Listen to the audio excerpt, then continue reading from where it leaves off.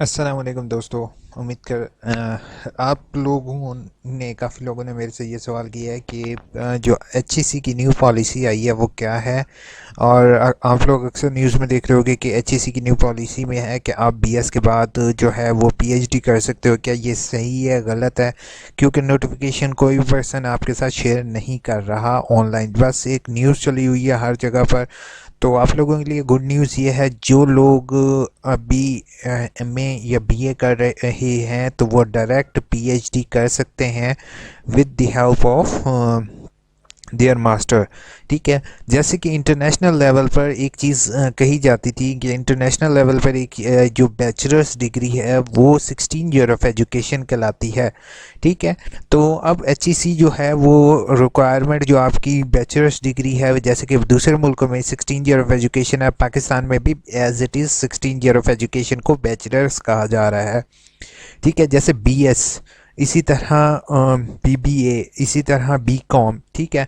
तो sorry BCom नहीं तो एमकॉम, पहले बीकॉम और एमकॉम होता था, अब डायरेक्ट बीबीए आ गया। तो इसी तरीके से यानी कि वो कह रहे हैं कि कोशिश ये हो रही है कि 4 साल तालीम हासिल करें और इनको बैचलर्स डिग्री मिल जाए। अब उसके बाद अब एचईसी ने न्यू जो पॉलिसी दी है, उस पॉलिसी के तहत आप डायरेक्ट पीएचडी में एडमिशन ले सकते हो। अब डायरेक्ट पीएचडी में एडमिशन लेने का ये मतलब नहीं है कि आप जैसे ही एडमिशन खोलेंगे और आप डायरेक्ट एडमिशन ले सकते हो।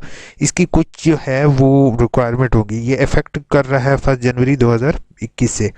ठीक है। इसमें अब मिनिमम जो रिक्वायरमेंट है वो है, जिसमें मिनिमम रिक्वायरमेंट जो क्रेडिट और के थे, पहले आप 1 साल का कोर्स वर्क पढ़ते थे एमफिल में, उसके बाद 1 साल आप प्रोजेक्ट करते थे, तो आपका जी यानी कि 2 साल का एक्सपीरियंस 2 साल में आपका एमफिल हो जाता था।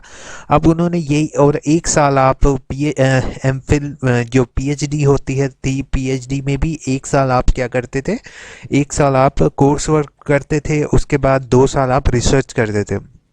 अब उन्होंने उसको थोड़ा सा कन्वर्ट किया है कि आपने जो एक एक साल आप एमफिल में और पीएचडी में पढ़ रहे हो, वही चीज़ उन्होंने बहुत ज़बरदस्त ये चीज़ है कि आप 1 साल जो है वो अपना वेस्ट कर रहे हो एमफिल में, या फिर एमफिल के लिए आप रिसर्च के लिए तैयार हो तो डायरेक्ट आप पीएचडी के लिए तैयार हो। तो आप 2 साल जो कोर्स वर्क है वो 2 साल आप पढ़ोगे पीएचडी में, और 1 साल या 1.5 साल आपकी, कम से कम 2 साल आप रिसर्च करोगे, तो आप पीएचडी की डिग्री हासिल कर सकोगे। तो इसमें आपका अक्सर लोग इस पर तनकीद करने वालों ने तो बहुत ज़्यादा तनकीद की है, लेकिन मैं इस चीज़ को बहुत ज़्यादा अच्छा समझ रहा हूँ कि एक एजुकेशन सेक्टर में एक बहुत अच्छा रिफॉर्म है कि जब हम अपनी एजुकेशन सिस्टम को इंटरनेशनल लेवल पर लेकर जा रहे हैं। अब अगर ये बात ये करते हैं कि इंटरनेशनल लेवल पर हम अपनी रिसर्च को नहीं लेकर जा सकते, तो ऐसा कुछ भी नहीं है। हमारी रिसर्च सिस्टम, रिसर्च के अंदर हम जब तक इंटरनेशनल लेवल तक अपनी एजुकेशन को जो है वो नहीं लेकर, यानी कि उसके प्रोसीजर बिल्कुल वैसे नहीं लेकर जाते, तो हमारी रिसर्च उसके काबिल नहीं होगी। तो इससे अब ये है कि अगर आप एमफिल में 2 साल आप करते हो और देन आप पीएचडी में एडमिशन लेते हो, तो अक्सर लोग जो होते हैं वो एमफिल करने के बाद पीएचडी में एडमिशन ही नहीं लेते। वो कहते हैं बस एमफिल हो गया बहुत है। इसी तरीके से अगर आप डायरेक्ट जो जो लोग अगर पीएचडी में डायरेक्ट एडमिशन लेंगे, तो उनका ये फ़ायदा होगा कि वो उन्हें एक दफ़ा अगर उन्होंने कोर्स वर्क कर लिया तो वो एक ही दफ़ा रिसर्च करेंगे अपनी, और रिसर्च रिसर्च जिसकी जामिया होगी वही आगे जाएगा। बाकी अब पॉलिसी जो है वो तो टाइम टू टाइम चेंज होती रहती हैं, लेकिन ये पॉलिसी मेरे नज़र में काफ़ी बेहतर है।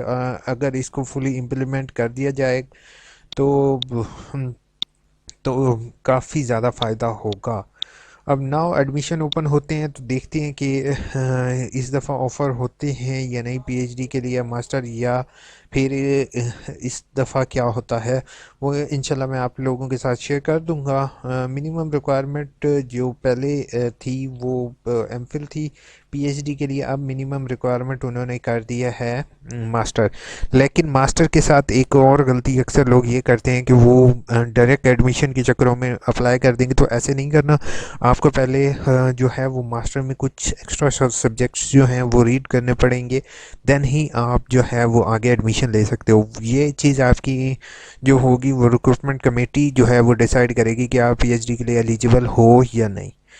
तो मेरे चैनल या यू इन्फो पर नहीं होगे तो सब्सक्राइब लाजमी करोगे, साथ बेल का आइकन प्रेस कर दोगे और अपना बहुत बहुत ख्याल रखोगे। टेक केयर, अल्लाह हाफिज़।